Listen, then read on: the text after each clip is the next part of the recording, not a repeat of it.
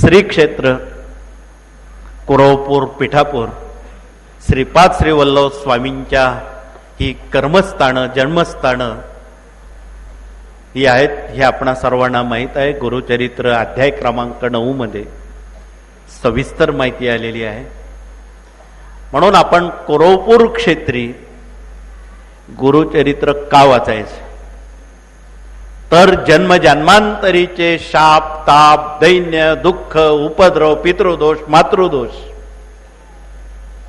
आपल्याकडून कुणाला बोलताना कोणी नाराज झालं असेल, कुणाचा शाप आपल्या खात्यावर आला असेल, आपण कुणाचं मन दुखावलं असेल, त्या शापातून तापातून मुक्त होण्यासाठी जो कोणी भाविक त्या भूमीमध्ये श्री गुरुचरित्र पारायण करेल त्या दोषातून तो मुक्त होईल ही वस्तुस्थिती आहे.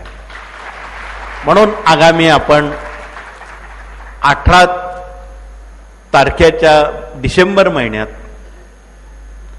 आणि 16-17 आपण त्या ठिकाणी वास्तुशांत मूर्तीची स्थापना या साऱ्या बाबींचा मोठा सोहळा देशव्यापी स्तरावर करणार आहोत. म्हणून मगाशी आपणा सर्वांना आव्हान केलं, प्रत्येक केंद्रातून 100 सेवेकरी तिथे आलेच पाहिजे. त्यांचा उद्धार करणं हे आपलं काम आहे. आपला जन्म त्यासाठी आहे असं म्हणायला हरकत नाही. स्वामींनी आपला जन्म त्यासाठी दिलेला हरकत नाही. इथे आमच्या औरंगाबादहून जोशीबुवा आले. त्यांनी एक पारायण मधल्या काळात कुरवपूरला केलं. त्यांच्या पत्नीला 4थ्या स्थितीवरचा कॅन्सर झालेला होता. त्या अधिक माहिती आपणाला सांगतीलच. परंतु त्या सप्तरंगीचा दवा आणि कुरवपूरला केलेलं एक पारायण रामबाण ठरलं आणि आता अंशतः कुठलाही कॅन्सरचा मागमूस नाही असं ते सांगणार आहेत. धन्यवाद जोशी. तर अशा पद्धतीनं आपणाला सामर्थ्य आहे चळवळीचे, जो जो करील तयाचे अधिष्ठान असावे स्वामींचे.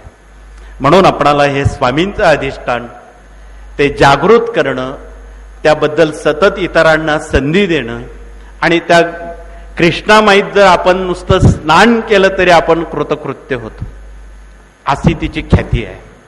म्हणून त्या दृष्टीनं आपण तमाम देशातील सेवेकऱ्यांना आणि दक्षिणेतल्या सर्व 4 राज्यांना कुरवपूर ही उपकृत करणारी भूमी आहे, पुण्यपदरात पडणारी भूमी आहे. तिचा आपण यथाशक्ती लाभ घ्यावा एवढंच कळकळीचं सांगणं आहे.